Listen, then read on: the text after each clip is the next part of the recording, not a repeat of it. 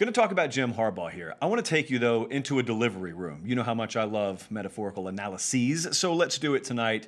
There he is, your newborn son, right there. It's a miracle of life, and you look at him and you say, wow, look at those limbs. Already pretty long. You know, that kid's going to be 7 foot tall. My son, my newborn son, he's been alive 2 minutes. I think he's going to be 7 feet tall.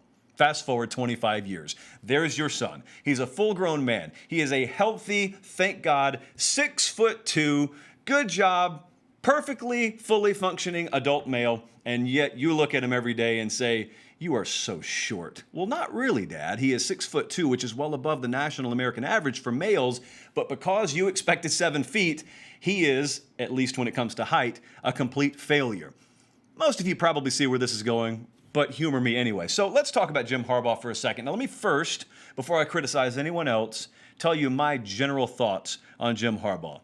I said point blank when he got hired at Michigan, I thought that he was going to be to Urban Meyer in the Big Ten what Nick Saban had been to Urban Meyer in the SEC. I thought he could run him out of the conference. I thought he could overtake him, run him out of the conference. Now, history says that that didn't quite happen, but I've been mildly disappointed, I will say, in what Harbaugh hasn't been able to accomplish at Michigan.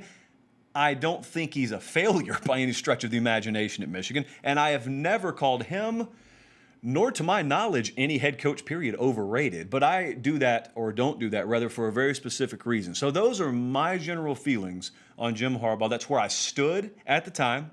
I made a very, very, as it turns out, terrible prediction at the time about Jim Harbaugh. So my prediction sucked. Jim Harbaugh didn't suck. My prediction sucked. So with that in mind, let's move on now, because there have been a lot of headlines this past couple of weeks, as there are this time every year, about who's overrated, which programs and which coaches are overrated. Of course, Jim Harbaugh, you've heard the names. I don't need to really rehash it or, flash the headlines on the screen there. You've heard the names. You've seen the national headlines. So-and-so says Jim Harbaugh is the most overrated head coach in America. Well, based on what scale is what I always ask. Anytime you tell me a guy's overrated, I ask, what scale are we working on here? Because I ask this simple question about Jim Harbaugh. Yes or no, is Michigan in a better position now than they were the day he was hired? I think unequivocally, even his detractors would have to admit this much to you. The answer is yes. As far as I can tell, that's the definition of success. At the very least, it's the definition of improvement. So if you've improved something, you can't be a failure. So we're not using the term failure. A lot of people are using the term overrated. I just want to establish what scale we're using here. And if we're not using the scale of are you better or worse than you were when he arrived, there has to be some other scale in play. So what I like to do when anyone's talking about overrated, so-and-so's overrated, I ask you, don't necessarily listen to the what that's being said. Listen to who's saying it. Identify who's talking about how overrated Jim Harbaugh is, and then you need to hop in your time machine and let's hit the not so way back button. Let's go back a few years, say 6 years, when Jim Harbaugh is being introduced. And like me, a lot of these folks who were slapping the overrated sticker on Jim Harbaugh's forehead, they were making predictions the day and the weeks following his hiring too. And they were probably saying things very much in line with what I was saying. They probably expected him to do a version of what I expected him to do, which was take over that man there who was presently perched atop the Big Ten every year in Urban Meyer.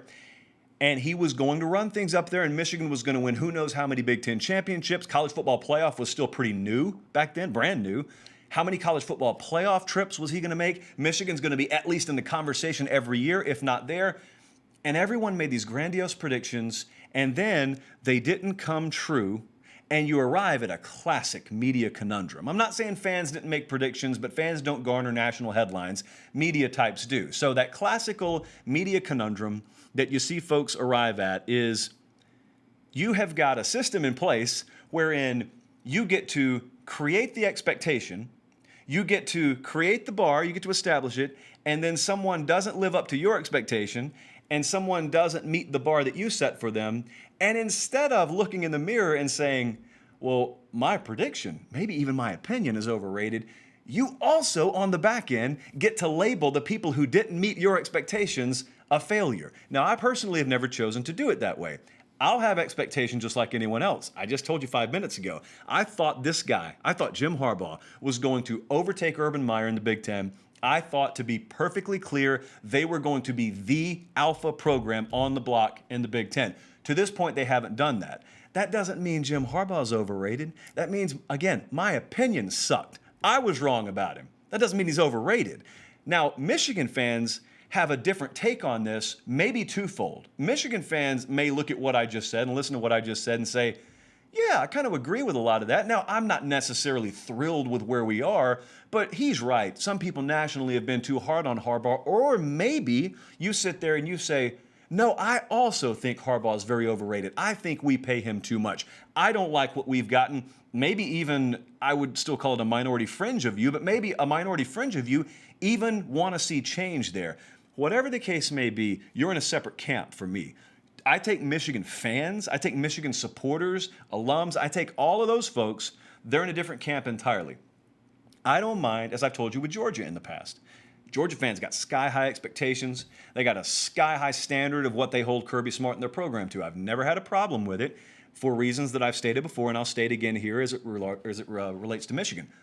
If you're doing everything they're asking you to do, if you're writing your check every year, if you're selling out the big house every Saturday, if you're attending every event, if you are fully calibrating the various financial pipelines that need to be calibrated in order for Michigan to operate at the level they do, then why not have sky-high expectation? Like, if you're giving everything that they're asking you to give, why not expect a big-time return on your investment? You have what's best for Michigan at the forefront of your mentality, though, and your concern. That's where your heart is. People who are making predictions, who work for major networks, they couldn't care less about Michigan, really, in the grand scheme of things, unless they graduated from there, or if they work for the Big Ten Network and it greatly behooves them for Michigan to be great.